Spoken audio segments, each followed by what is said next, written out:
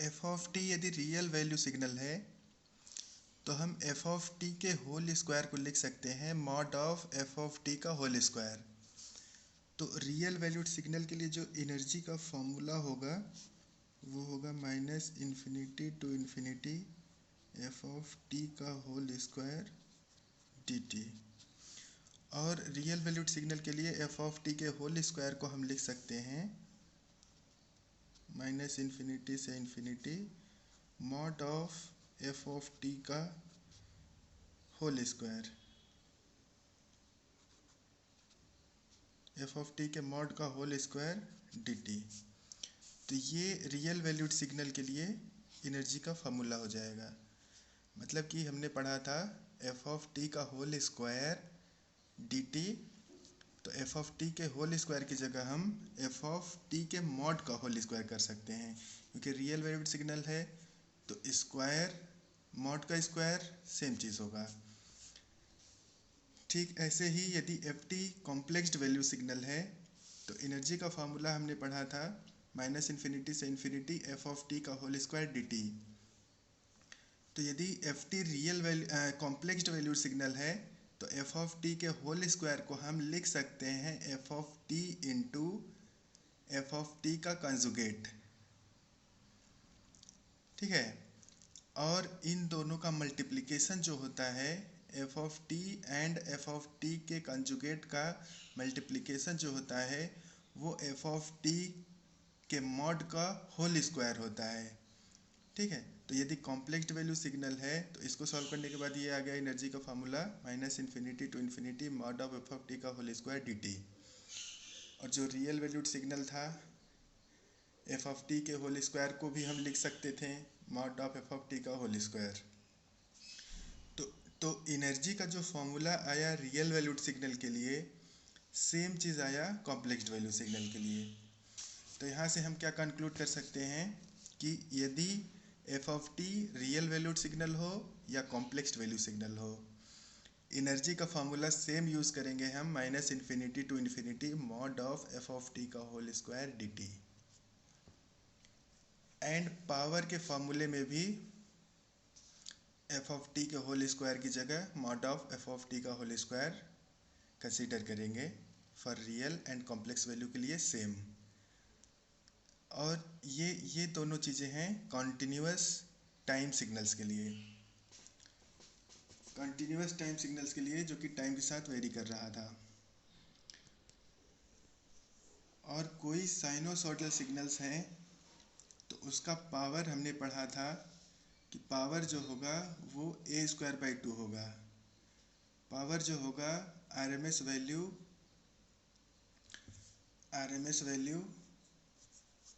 का whole square होगा। ठीक है। कोई भी साइनोसॉइडल सिग्नल्स हो जिसका कि एम्पलीट्यूड मतलब कुछ भी हो, एम्पलीट्यूड ए हो और इसका फ्रीक्वेंसी एंड फेज कुछ भी हो, तो इसका आरएमएस वैल्यू किस पे डिपेंड करता है? इसके एम्पलीट्यूड पे डिपेंड करता है। फेज एंड फ्रीक्वेंसी कुछ भी हो तो आरएमएस वैल्यू केवल एम्पलीट्यूड पे डिपेंड करेगा। तो आरएमएस वैल्यू का होल स्क्वायर क्या होता है?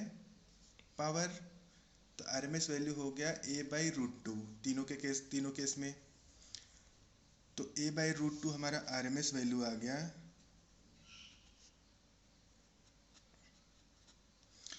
तो पावर इज इक्वल टू क्या होता है? आरएमएस वैल्यू का होल स्क्वायर, तो ए स्क्वायर बाई टू।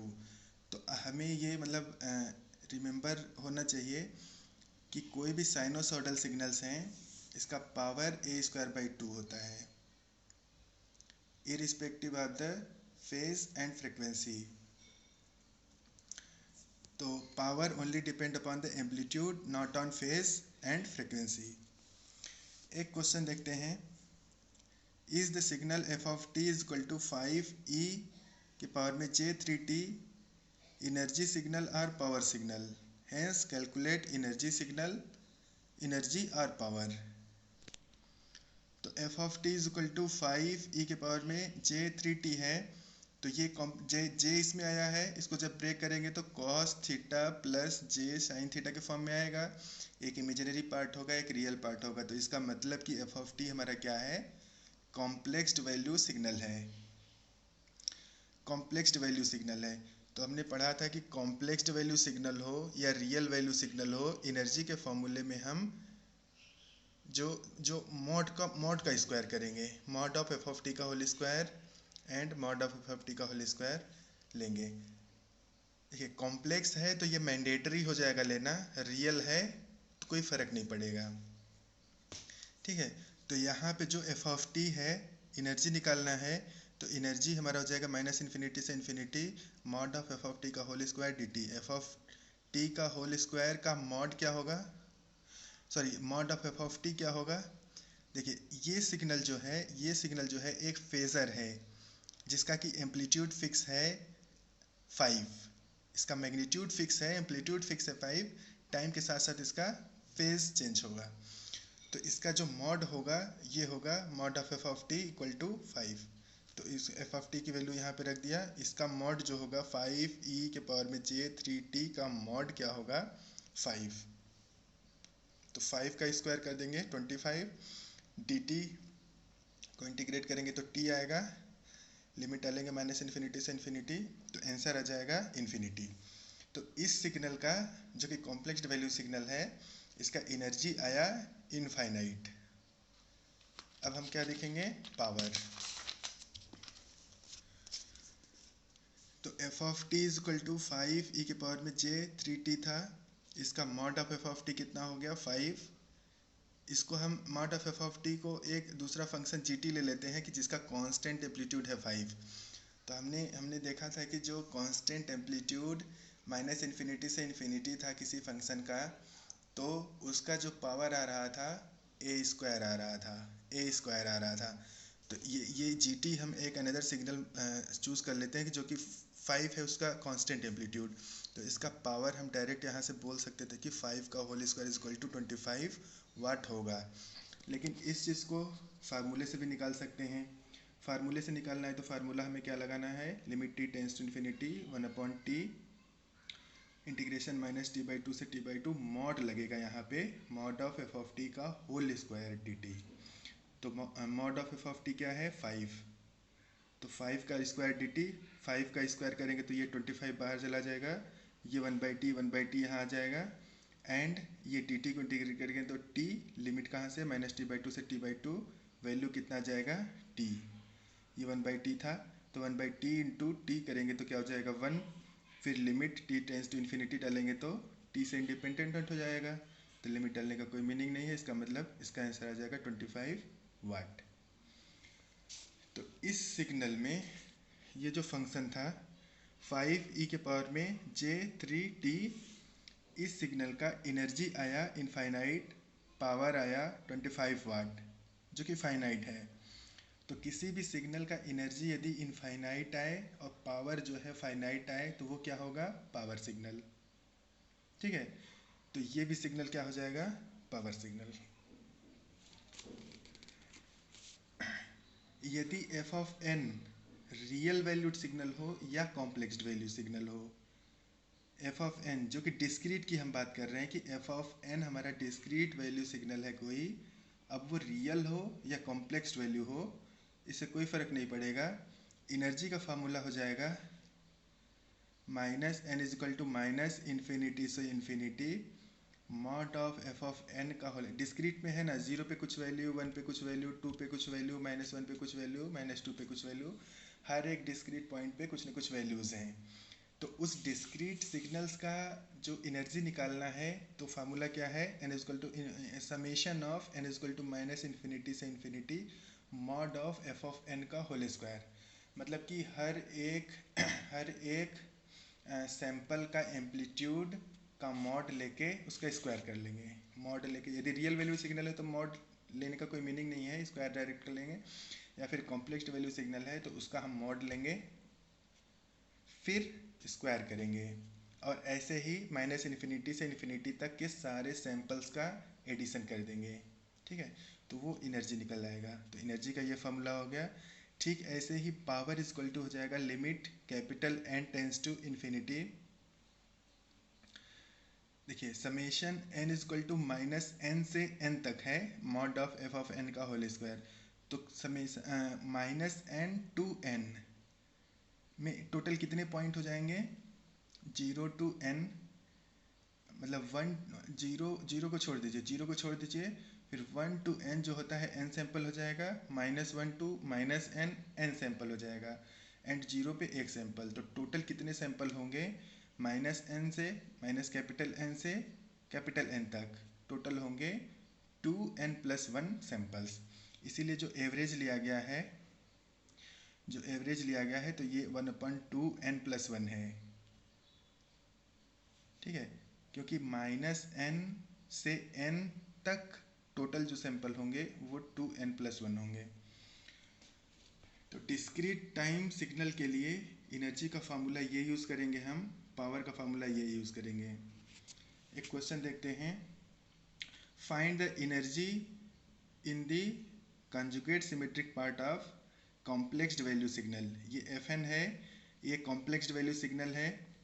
इसका जो कंजुगेट सिमेट्रिक पार्ट हम किसी डिस्क्रीट टाइम सिग्नल का देखते हैं जो कि कॉम्प्लेक्स्ड वैल्यू हो, तो जो इवन कंजुगेट होता है, कंजुगेट सिमेट्रिक पार्ट मतलब जो इवन कंजुगेट है, तो इवन कंजुगेट ऑफ f जो होगा वो होगा f of n plus f of -n का कंजुगेट डिवाइड बाई 2। तो इवन कंजुगेट पार्ट या फिर कंजुगेट सिमेट्रिक पार्ट निकालने के लिए हमें Fn चाहिए जो कि पहले से दिया हुआ है। हमें ये पता करना पड़ेगा f ऑफ -n का कंजुगेट क्या है, फिर दोनों को ऐड करके डिवाइड बाई 2 कर देंगे तो इसका कंजुगेट सिमेट्रिक पार्ट मिल जाएगा। फिर क्या करेंगे, उसका एनर्जी कैलकुलेट करना है। तो सबसे पहले हम क्या करते हैं, f ऑफ -n का कंजुगेट फाइंड करते हैं, ठीक है। तो f ऑफ n हमें दिया हुआ है -2 + 3j, -1 + 2j, ये 0 पे है ओरिजिन पे, एंड 4 - j। तो ये ओरिजिन पे है, n = 0 के लिए, ये n = 1 के लिए, ये n = -1 के लिए। सॉरी, जब हम f ऑफ -n फाइंड करेंगे तो f ऑफ n में हमें मिरर इमेज लेना पड़ेगा अबाउट y एक्सिस, ओरिजिन के अबाउट। तो ओरिजिन पे जो सैंपल होगा वो ओरिजिन पे ही रहेगा f ऑफ -n में, लेकिन जो n = 1 पे रहेगा वो n = -1 पे चला आएगा, जो n = -1 पे रहा होगा वो n = 1 पे चला जाएगा। तो ऐसे हम जो है f ऑफ n से f ऑफ -n फाइंड कर लेंगे, एंड f ऑफ -n से f ऑफ -n का कंजुगेट फाइंड करने के लिए क्या करेंगे, इसमें जहाँ जहाँ j होगा उसको हम रिप्लेस कर देंगे -j से। तो replace j with -j, replace j with -j, ठीक है। अब देखिए f ऑफ -n का कंजुगेट फाइंड करना है, तो 4 - j को j की जगह -j रखेंगे तो क्या हो जाएगा, 4 + j। ऐसे ही ये 2j -2j हो जाएगा, 3j -3j हो जाएगा। अब इवन कंजुगेट पार्ट, ये जो फार्मूला था, ये फार्मूले के अकॉर्डिंग हम दोनों को ऐड कर लेंगे, इसको और इसको, फिर डिवाइड बाई 2 करेंगे तो ये हमें इवन कंजुगेट पार्ट मिल जाएगा। इस इवन कंजुगेट पार्ट का एनर्जी निकालना है, तो एनर्जी का फार्मूला हमने डिस्क्रीट के लिए देखा था, n = summation of n = -infinity से infinity mod of f of n का होल स्क्वायर। तो इसमें 3 ही सैंपल है, n = 0 के लिए, n = 1 के लिए एंड n = -1 के लिए। तो 3 ही सैंपल है। तो n = जब -1 के लिए करेंगे तो इसका मैग्नीट्यूड कितना होगा, √ में 1 + 2 का स्क्वायर, ठीक है, ये मैग्नीट्यूड हो गया। तो मैग्नीट्यूड मॉड का होल स्क्वायर किया, प्लस समेशन लेना है, प्लस n = 0 पे जो इसका मैग्नीट्यूड होगा 1 का स्क्वायर, n = 1 पे जो मैग्नीट्यूड होगा √ में 1 + 2 का स्क्वायर 4, ये मैग्नीट्यूड हो गया, मैग्नीट्यूड का स्क्वायर, ठीक है। तीनों का फिर समेशन कर देंगे, आ जाएगा 11 जूल। तो ये किसी भी कॉम्प्लेक्स वैल्यू सिग्नल का डिस्क्रीट में एनर्जी ऐसे इस तरीके से निकाला जाएगा। एक क्वेश्चन है, is the signal F N is equal to you N is energy signal और power signal, hence find the energy और power. F N is equal to you N है और यू एन का डिफिनेशन होता है equal to 1 होता है when n is greater than और equal to 0 and 0 when n is less than 0। ठीक है, तो उसके अकॉर्डिंग हम ये प्लॉट कर लिए। एंड एनर्जी इसका निकालना है F N is equal to you N का, तो एनर्जी का फार्मूला हो गया N is equal to minus infinity से infinity mod of F of N का होल स्क्वायर। अब देखिए n इजक्वल टू 0, उसके पहले तो -1 से पहले तो सारा सब कुछ 0 है वैल्यू। n इजक्वल टू 0 से स्टार्ट है, इसका मतलब कि n is equal to 0 to infinity जाएगा ये लिमिट, और हर एक पॉइंट पे वैल्यू 1 है, तो एफ ऑफ एन का हम एक ही बार में ले लिए वैल्यू 1 का होल स्क्वायर मतलब 1। इसका मतलब कि n इजक्वल टू 0 के लिए भी 1 होगा, ये n इजक्वल टू 0 के लिए हो गया, एंड n इजक्वल टू 1 के लिए भी 1 हो गया, सॉरी n इजक्वल टू 0 के लिए भी 1 हो गया, n इजक्वल टू 1 के लिए भी 1 हो गया, n इजक्वल टू 2 के लिए भी 1 हो गया, ऐसे ही इनफाइनाइट तक चलता जाएगा। तो मतलब 1 प्लस 1 प्लस 1 प्लस प्लस ऐसे ही करते करते इनफाइनाइट तक जाएगा। तो टोटल जो समेशन होगा इसका क्या होगा, इनफाइनाइट। इसका मतलब जो इसका एनर्जी आया यू एन का ये इनफाइनाइट आया। अब हम इसका निकालते हैं पावर, क्योंकि हमें एनर्जी सिग्नल है या पावर सिग्नल है ये फाइंड करने के लिए हमें उस सिग्नल का एनर्जी का न्यूमेरिकल वैल्यू फाइंड होना चाहिए, पावर का न्यूमेरिकल वैल्यू फाइंड होना चाहिए, तभी हम कोई कंक्लूजन निकाल सकते हैं कि ये सिग्नल एनर्जी सिग्नल है या पावर सिग्नल है। तो एनर्जी इसका आया इनफाइनाइट। पावर निकालने के लिए हम क्या करेंगे, पावर का फार्मूला देखिए पहले, -n से n तक हमें लेना है, तो पावर इज इक्वल टू हो जाएगा limit n tends to infinity 1/2n plus 1 summation n is equal to -n, capital N है, n is equal to -n से n तक एफ ऑफ एन का होल स्क्वायर करना है, एफ ऑफ एन का whole square करना है।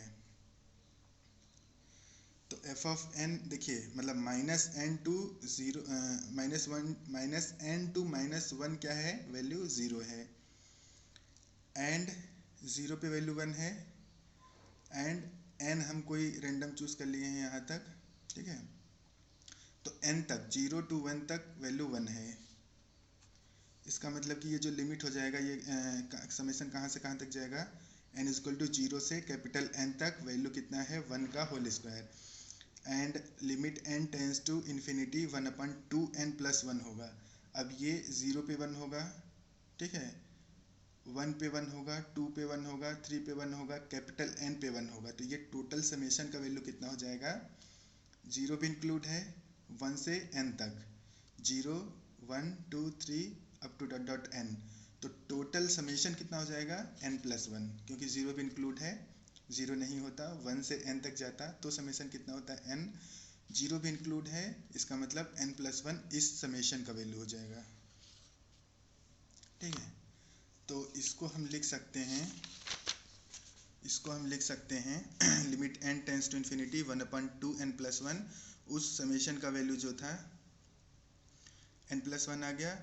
अब इसमें n टेंस टू इन्फिनिटी डालना है, तो क्या कर सकते हैं हम n से डिवाइड कर लें, ऊपर भी नीचे भी लिमिट लगा के सॉल्व कर लेंगे तो हो जाएगा 1/2। अब देखिए f N is equal to you n में एनर्जी हमारा कितना आया, infinite, power is equal to 1/2 joule जो कि फाइनाइट है। किसी भी सिग्नल में यदि एनर्जी इनफाइनाइट आए और पावर फाइनाइट आए तो वो सिग्नल होगा हमारा पावर सिग्नल। ठीक है, तो f N is equal to you n क्या हो गया, पावर सिग्नल। अब पीरियोडिक सिग्नल्स के लिए मतलब जो है पावर कैसे कैलकुलेट करते हैं वो देखते हैं।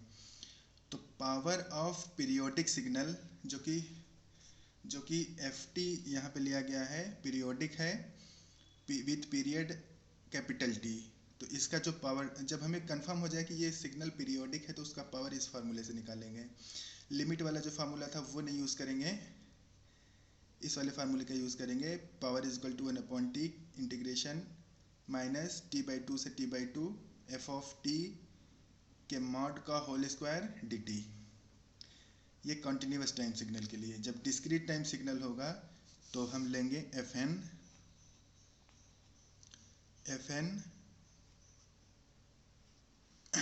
ठीक है। fn is a periodic signal. Discrete fn कोई हमारा डिस्क्रीट टाइम सिग्नल है, is a periodic signal with period capital N। तो इसका पावर कैसे निकालेंगे? 1/N summation n is equal to 0 to n-1 mod of f of n का whole square. ये discrete time signals के लिए हो गया। एक क्वेश्चन सॉल्व करते हैं। Find the power of the signal fn is equal to 6 cos n π/2। ये हमारा fn डिस्क्रीट टाइम सिग्नल है, डिस्क्रीट टाइम सिग्नल है और इसका पावर निकालने के लिए बोला जा रहा है। तो पहले हमने क्या बताया कि यदि पावर ऑफ पीरियोडिक सिग्नल, ये कंटिन्यूस टाइम सिग्नल के लिए, डिस्क्रीट टाइम सिग्नल के लिए, यदि ये डिस्क्रीट टाइम सिग्नल पीरियोडिक है तो इसका पावर कैसे निकालेंगे? इस फॉर्मूले का यूज़ करके। ठीक है, तो पहले हम पता करते हैं कि ये पीरियोडिक सिग्नल है कि नहीं है।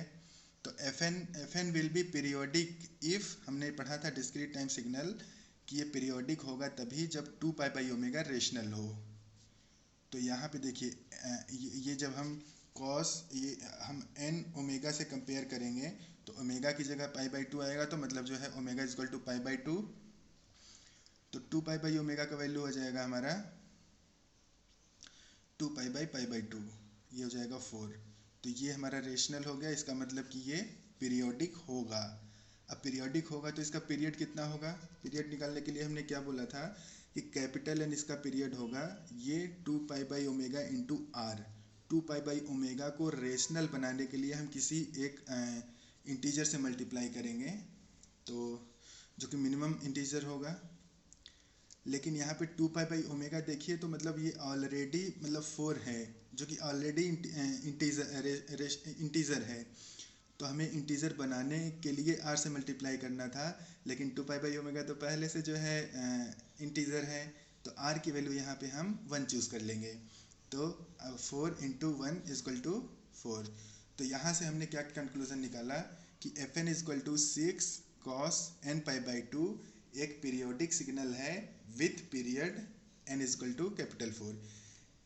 कैपिटल N = 4 का मतलब क्या हुआ कि इसका पीरियड 4 है, मतलब कि ये जो 4 सैंपल्स होंगे, इसके 4 सैंपल्स होंगे, वही 4 सैंपल्स पूरे इंटायर टाइम एक्सिस में रिपीट होंगे। मतलब जो 4 सैंपल पे वैल्यू हम निकाल लें, वही वैल्यूज़ जो है रिपीट करेंगी एक दूसरे को। देखिए मैं n = 0 इसमें पुट करके f ऑफ 0 का वैल्यू निकाला तो आया 6, n = 1 का वैल्यू आया 0, n = 2 के लिए f ऑफ 2 का वैल्यू आया -6, n = 3 के लिए आया 0। तो देखिए इसका पीरियड कितना था? तो देखिए 1 सैंपल, 2 सैंपल, 3 सैंपल, 4 सैंपल। इसका मतलब कि ये जो है n = 0 to 3 तक वैल्यू हमारा कितना जाएगा? 0 पे 6, 1 पे 0, 2 पे -6, 3 पे 0।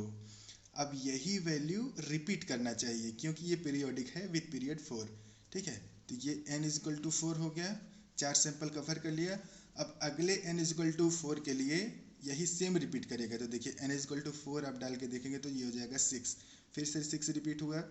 n = 5 डाल के देखेंगे तो आ जाएगा 0, फिर 0 रिपीट हुआ।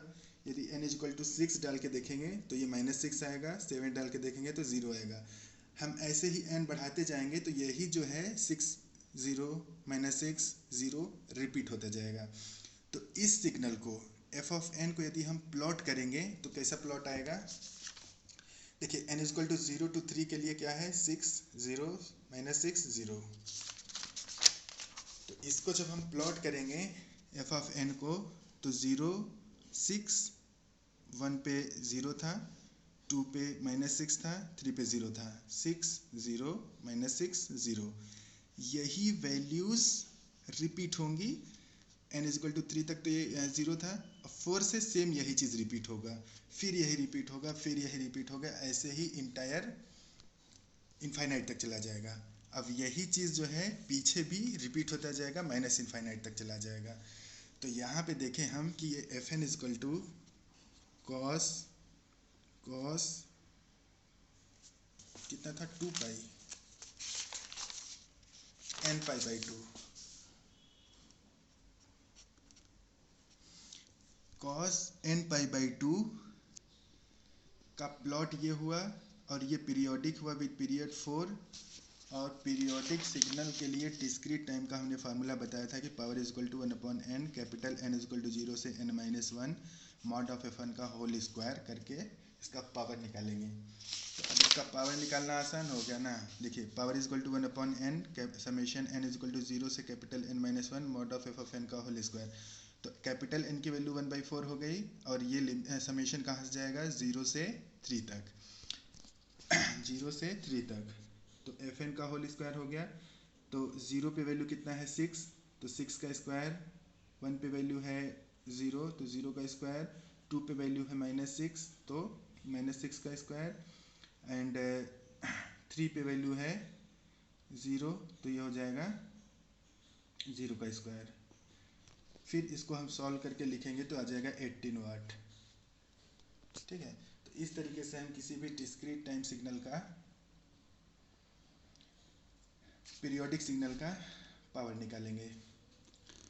और यदि ft कोई रियल वैल्यूड सिग्नल है तो उसको हम इवन पार्ट और ऑड पार्ट में ब्रेक करके लिख सकते हैं। ft को हम f of et even part plus f of ot odd part, इस फॉर्म में ब्रेक कर सकते हैं। एनर्जी का फार्मूला होता है -इन्फिनिटी से इन्फिनिटी एफ ऑफ टी का whole square D T. F t की जगह हम इन दोनों का समेशन करके लिखेंगे, और फिर इसका जब स्क्वायर होगा तो 3 पार्ट में ब्रेक होगा, एक एफ ऑफ ई टी का होल स्क्वायर, और एक एफ नॉट टी का होल स्क्वायर, और एक हो जाएगा +2 F of E T into F of not T D T, इस पार्ट में हो जाएगा। तो देखिए ये पार्ट क्या हो जाएगा, ये एफ ऑफ ई टी क्या है, इवन पार्ट है, ये इवन फंक्शन है। एफ ऑफ ऑड पार्ट जो होगा वो ऑड पार्ट होगा। तो इवन फंक्शन और ऑड फंक्शन का मल्टीप्लिकेशन क्या होगा, ऑड पार्ट होगा। ऑड पार्ट का इंटीग्रेशन जब हम करेंगे -इन्फिनिटी से इन्फिनिटी तो वो क्या दे देगा, 0 दे देगा। तो ये वैल्यू 0 हो जाएगी, ये वैल्यू नॉन ज़ीरो हो जाएगी, ये वैल्यू नॉन ज़ीरो हो जाएगी। अब देखिए ये क्या है, ये इवन पार्ट का एनर्जी हो गया ना, -इन्फिनिटी से इन्फिनिटी इवन पार्ट का जो फंक्शन है उसका स्क्वायर dt, तो मतलब ये एनर्जी ऑफ इवन पार्ट हो गया, और ये एनर्जी ऑफ ऑड पार्ट हो गया।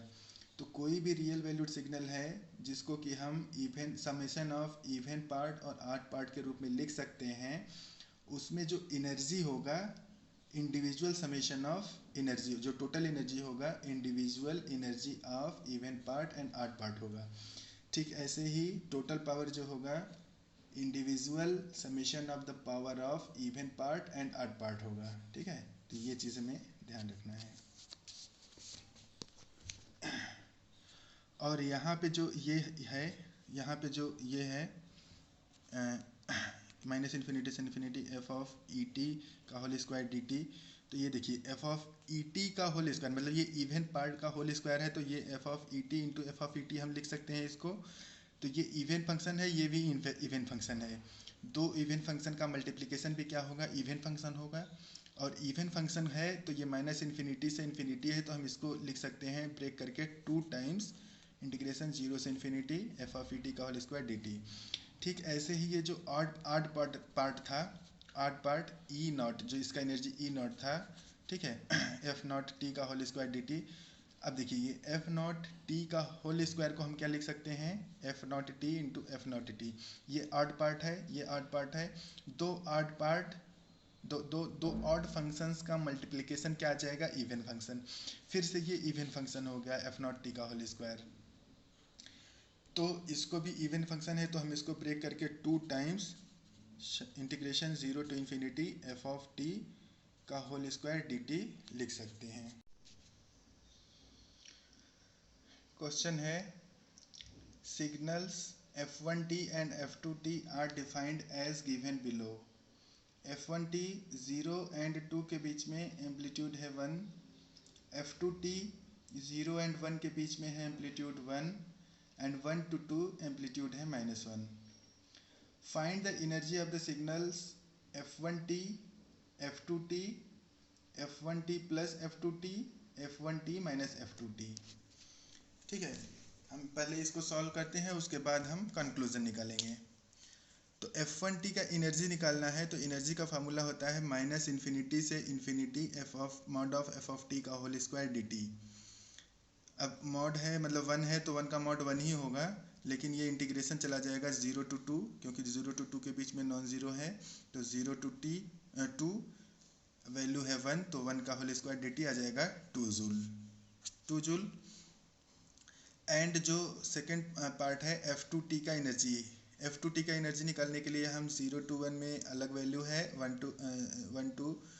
0 to 1 में 1 है, 1 to 2 में -1 है, तो इसको हम दो पार्ट में ब्रेक करेंगे। 0 to 1 में एम्पलीट्यूड है 1 का whole square D t plus integration 1 to 2 में -1 का होल स्क्वायर डी टी।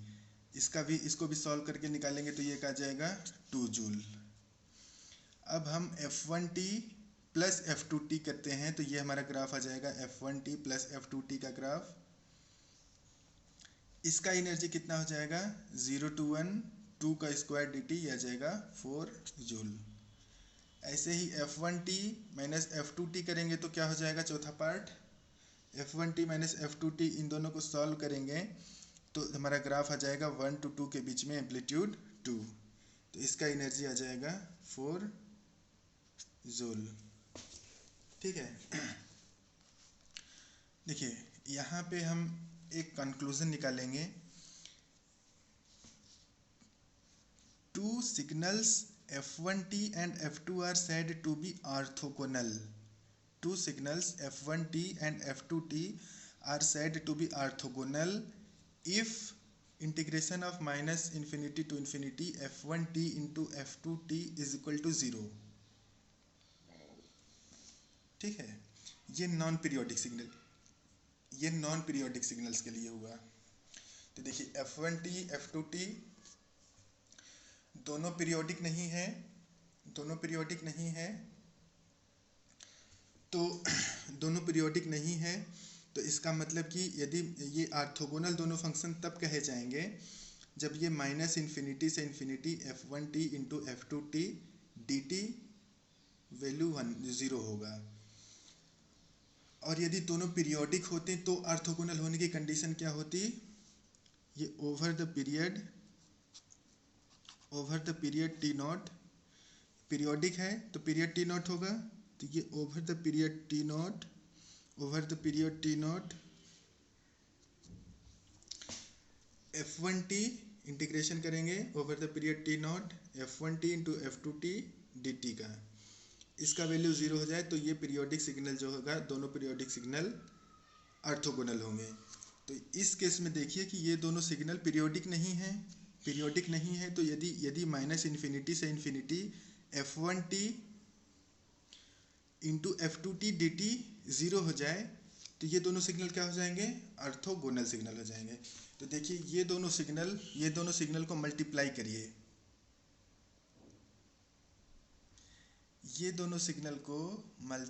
करिए, और इंटीग्रेट करिए फ्रॉम माइनस इन्फिनिटी से इन्फिनिटी।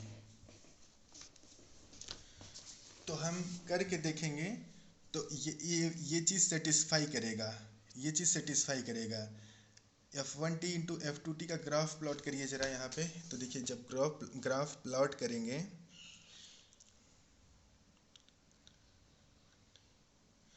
देखिए 0 to 2 के बीच में तो 1 है ना, ये भी 0 to 2 के बीच में 1 है, तो कहने का मतलब कि F1t F2t को मल्टीप्लाई करेंगे तो ये F2t ही आएगा। अब F2t को इंटीग्रेट करेंगे जब हम माइनस इन्फिनिटी से प्लस इन्फिनिटी, तो देखिए जितना एरिया इसका होगा उतना ही एरिया इसका होगा, इसका मतलब कि ये इंटीग्रेशन 0 आना ही है। अब ये सेटिस्फाई कर गया, इसका मतलब कि ये दोनों सिग्नल्स ऑर्थोगोनल हैं। तो हम इन दोनों सिग्नल्स की बात कर रहे हैं। तो देखिए इंडिविजुअल एनर्जी कितना आया 2 फर्स्ट फंक्शन का सेकेंड फंक्शन का इंडिविजुअल एनर्जी कितना आया 2 joule and F1T plus F2T कितना आया 4 जूल, दोनों का समेशन भी 4 आएगा। ऐसे ही F1T माइनस F2T क्या आएगा 4 जूल आया, 4 जूल आया। तो ये F1T प्लस F2T के बराबर ही तो है ना। तो यहाँ पे देखिए हम एक कंक्लूजन निकालेंगे। यदि हम एक कंक्लूजन निकालेंगे, हमने देखा कि ये ऑर्थोगोनैलिटी प्रॉपर्टी को सेटिस्फाई कर रहा था। ये दोनों सिग्नल एक दूसरे के ऑर्थोगोनल आए। जब ऑर्थोगोनल आए और दोनों सिग्नल का इंडिविजुअल एनर्जी 2 जूल था, तो उनके दोनों समेशन का भी जो जो एनर्जी था वो सम हो के आया 2 + 2 4, और उनके डिफरेंस का भी जो है एनर्जी सम हो के आया 2 + 2 4। तो यहाँ से हम एक कंक्लूजन निकालेंगे, if F1T and F2T are orthogonal to each other, then xt is equal to F1T plus F2T हो या F1T माइनस F2T हो। एनर्जी जो होगा टोटल वो E1 प्लस E2 होगा, और जो पावर होगा वो भी P1 प्लस P2 होगा। कहने का मतलब कि हम इनके समेशन का जो है पावर पूछें या उनके डिफरेंस का पावर पूछें, तो वो दोनों के इंडिविजुअल पावर का समेशन होगा। ऐसे ही हम एनर्जी पूछें इन दोनों सिग्नल के एडिशन का या इन दोनों सिग्नल के डिफरेंस का, तो वो एनर्जी होगा दोनों के इंडिविजुअल एनर्जी का सम। ठीक है, तो इसको याद रखना है। Thank you.